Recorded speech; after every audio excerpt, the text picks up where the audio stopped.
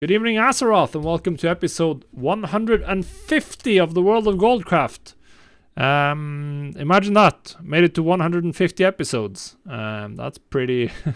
it's a lot longer than... I don't know what I thought, how far I thought this was going to go when I started it, but that's an impressively round number.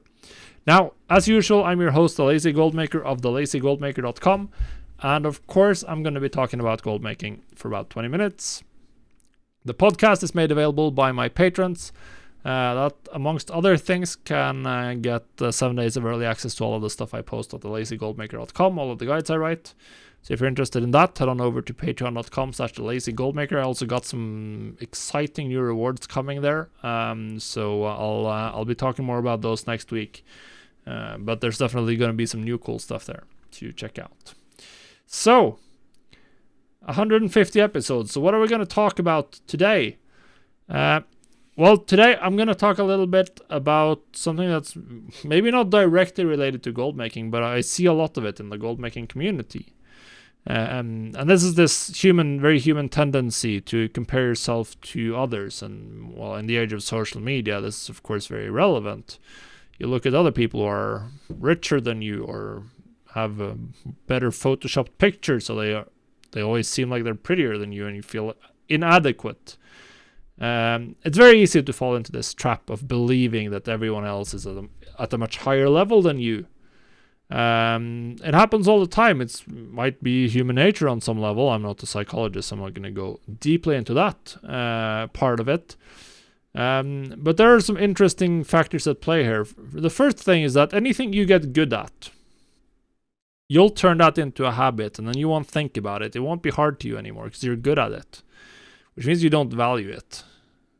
So you just think that, okay, this is easy. I can do this easy. And anything you're bad at or lacking will seem incredibly impressive when other people do it, because you don't know how to do it. So it doesn't matter if they're influencers or friends or whatever. Now, this was all inspired by one of my patrons. Who came to the Discord channel for patrons. He was bragging, rightfully so, very rightfully so. He had made his first million gold. And then they qualified their message with I know that's small fry for most of you. And I mean, that just says it all. Obviously that's completely untrue. In fact, the first answer was from another guy who was sitting at 500k. He was like, I'm crying in 500k over here. And that's interesting to think about. And there are some things to think about here. The first thing to realize is that this is very normal to think that everyone's ahead of you. It's very easy to look at the ones ahead of you. There are some reasons why those people are going to be more visible as well. But even if you are at the very beginning of your gold making journey, if you're just starting out, nothing has clicked yet. You are still most likely above average at making gold.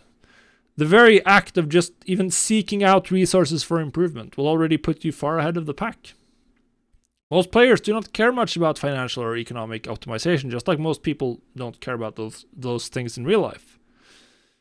And we don't use those heavy analytical models. We rely on more simple, automatic, heuristic decision systems. Because that's generally more useful than sitting down and actually calculating the opportunity cost of everything. You just go with your brain is super good at looking at the patterns, just picking something that's reasonably that works reasonably well and doesn't put you into too much harm's way. Now I'm going to talk a little bit about that theme as well, but we'll continue on the on why it will always seem like everyone is ahead of you, or why it can seem like that. There's one important reason there, or one thing that's at play. And the fact here is that, generally speaking, your riches, your gold totals is going to scale with your activity. And your skill at gold making is also going to scale with your activity. And your activity is going to scale with your interest. So what does all that mean? It means that someone who's super interested in gold making for whatever reason, they're going to spend more time on gold making. They're going to spend more time thinking about gold making and applying it. And they're also going to spend more time talking about gold making to other people. So generally speaking, the more interested you are in gold making, the more time you spend on it, the better you get, the richer you get. The more time you're also going to spend consuming content and being the places where people discuss gold making because you want to get good at it. So that means that so you see this all the time in online forums. Like any niche specific or game specific forum is going to have a large amount of more hardcore or people who are engaged in a more serious manner with that hobby or whatever it is. And that's the same thing for gold making. Some of the most active people are going to be people who are significantly more successful than average. Just because that's why they stick in the community. They're good at it, they enjoy it, they keep doing it. And this is then going to create the illusion that a very large percentage of the group is hyper rich. Like you see this on WoW Economy all the time. Of course, there's tons of questions from very hardcore newbies there. But then the answers are going to be a lot from very accomplished gold makers in general. Most likely, however, if you take WoW Economy as the example, most players on WoW Economy are not rich yet. They're trying to get there. And something I've realized as well, which is a little bit interesting, is that once you get past a certain point, there's little to learn from open forums. Because once you reach a certain level of skill, you can only learn from other really good, really, really good people who are extremely good in that niche. And they don't typically share their knowledge for free. They typically don't. If you're at the top of something that people want to get good at, then you can probably sell your teaching services, or you can utilize that to get some sort of reward otherwise by just engaging in the activity. So for me, I very rarely learn new things from WoW Economy. It does happen. Whereas for someone who's just hit their first 100k, they'll be able to learn a ton, and that's also going to mean that they will assume that everyone else is at a much higher level than they are. The sum total of this is that it's very easy to fall into some mental traps where you think you're not succeeding. You think goblin is too hard. It might be a bad fit, of course. It might be that this is not for you. I don't know that. Not everyone is gonna enjoy everything, and that's fine. But more likely than not, you're just being exposed to a very, very non-representative sample of people and comparing yourself to them, which you shouldn't do. The only person you should compare yourself to, the only comparison that truly matters is your past self. Are you improving? Are you having fun? If those answers are both yes, then you're doing things right. Gold will come in bursts. Gold will come with skill, with experience. Don't stress out that you're getting left behind or that you're not good enough. As long as WoW exists, there will be ways to make gold by crafting or selling useful items to other players in some fashion. Unless they disable trading with other players, but like, at that point it's no longer an MMORPG. It'll always exist in some form, or there will always be ways to make gold. And don't worry, don't think so much about what I'm making or what some other guy on Reddit who's made 80 million gold in a very short amount of time. That doesn't matter. They have completely different situations than yours. They are irrelevant. Are you making more gold than you did 3 months ago? Then you're doing things right. And that's it. Like, don't compare yourself to anyone else. Compare yourself to yourself. I see people, there's tons of people who are way richer than me, way better at gold making than me. I don't care. I'm working within my boundaries. I'm working within the amount of effort that I'm interested in giving, and just focusing on the markets that I enjoy. And that's more than enough. I'm having a ton of fun and I'm getting richer.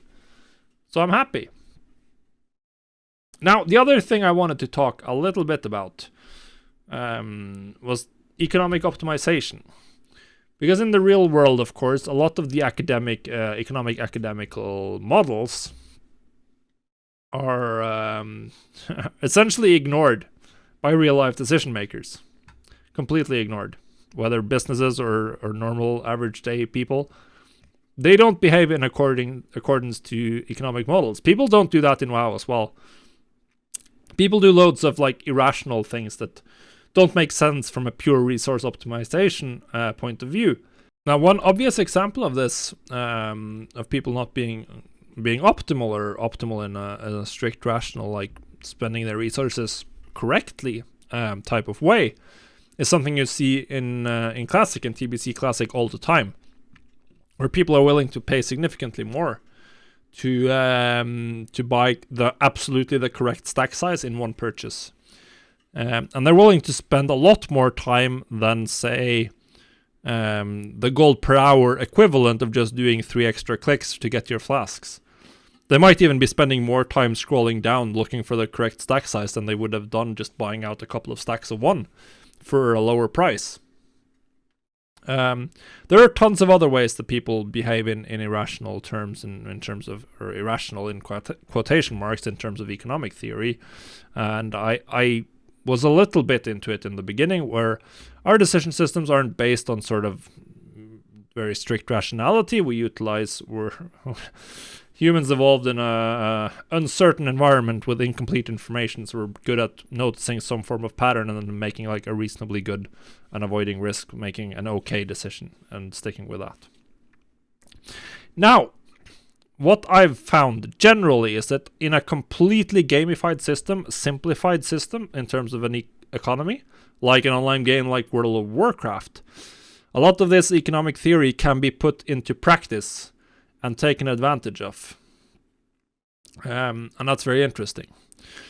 Some of the reasons, or some of the ways you can do this is, or some of the reasons why you can do this, is because we have a lot fewer degrees of freedom. There's a limited number of items, and when you're crafting a flask, there's no variance, so you don't have to like get good at making flasks. Like if you wanted to produce anything in the real world, you'd have to make a factory, and then you'd have to optimize your processes so you don't waste anything, and all of that jazz. That doesn't matter in gold making or in game at all. You just click craft and you get the same result every time. And then you also have that there's a very limited amount of ways you can use resources. There's it's just way easier to model, and it's going to be much easier to calculate some things that are pretty hard to do in real life, such as the opportunity cost of something. Particularly the opportunity cost of spending your time on one market versus another. In World of Warcraft with Trade Skill Master, you just have the opportunity cost right there. You have the market value of literally everything. You don't have to go out and figure out what your stuff is worth and if it's worth to sell your machines or whatever. You can just like, okay, my Caliside is worth 220 gold, so that means my legendary has to sell for at least 25k to be worth more than materials. And that's it. You have the information like at the glance available to you. Now, all of this is, of course, really, really good for you because a lot of optimal economic decisions are generally something that are opposite to natural human tendencies when making decisions and when optimizing the resources. So what you then need to do is to fool yourself. You need to fool your brain to forget what the natural approach to a lot of these problems are, and then focus on the things that are a little bit maybe unnatural to believe, and then act in accordance with that. If you're focusing more on like actually optimizing, like figuring out your gold per hour and just doing what's best. Another example of a behavior that people do all the time, particularly in Classic, is that they will, if they need a crafted item, an expensive crafted item, they will go out and farm every material needed, and then they'll get the item. Why are they doing that?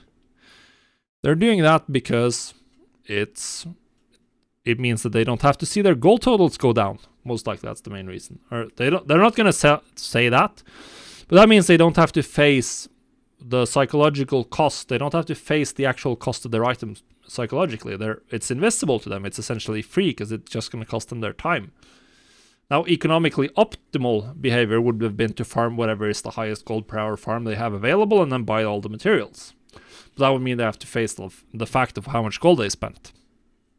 So training yourself to do the correct things. Always do what is giving you the most amount of gold, or at least do that more often, and do that very dispassionately by looking at how much items cost, how much you get from various farms, is really one of the main ways to be successful long term. Because it's something that I think is always going to work, because human nature is never going to meaningfully change, at least not in the time frame of an online game like World of Warcraft. So people are going to keep, or other MMOs, people are going to keep making the same behavioral choices. They're going to do the same from a pure economical point of view that are suboptimal.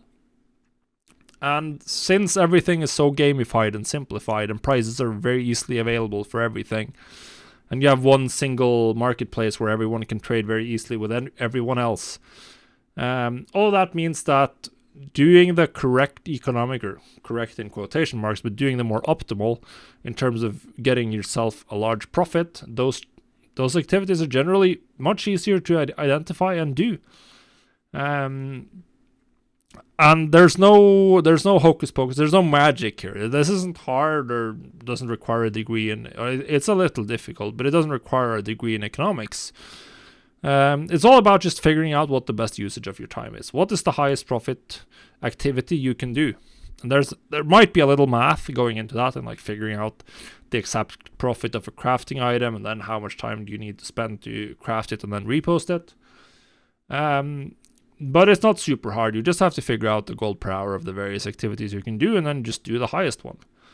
And that's it. And if that's crafting, then you need to figure out the difference between the cost you pay for materials and what you sell the items for, and then and how much time is it going to take you to craft those items, and you have everything you need. Just divide the profit by the crafting time, and you have your gold per hour. Farming, divide the value of the materials you get for an hour of farming by an hour, and you have your gold per hour. Flipping might be a little bit harder, so I'm not sure how you'd exactly go about valuing that, but at some point your other avenues are going to be tapped out anyways. So yeah. So guys, unless we get any questions from Twitch chat, we'll give them a second to come up with anyone. Then that's going to be it for this week. Hopefully you enjoyed the show. If you did and you want to support it, you can do so at patreon.com/thelazygoldmaker. If you just want to read more about gold making, then head over to thelazygoldmaker.com, where I publish guides and posts 2 times a week on Mondays and Thursdays. I also have a YouTube channel where you can get tons of hopefully very interesting talk about gold making, so do check that out. And without further ado, I want to give a huge thank you to my patrons, and I wish you all a very profitable week. Goodbye, guys.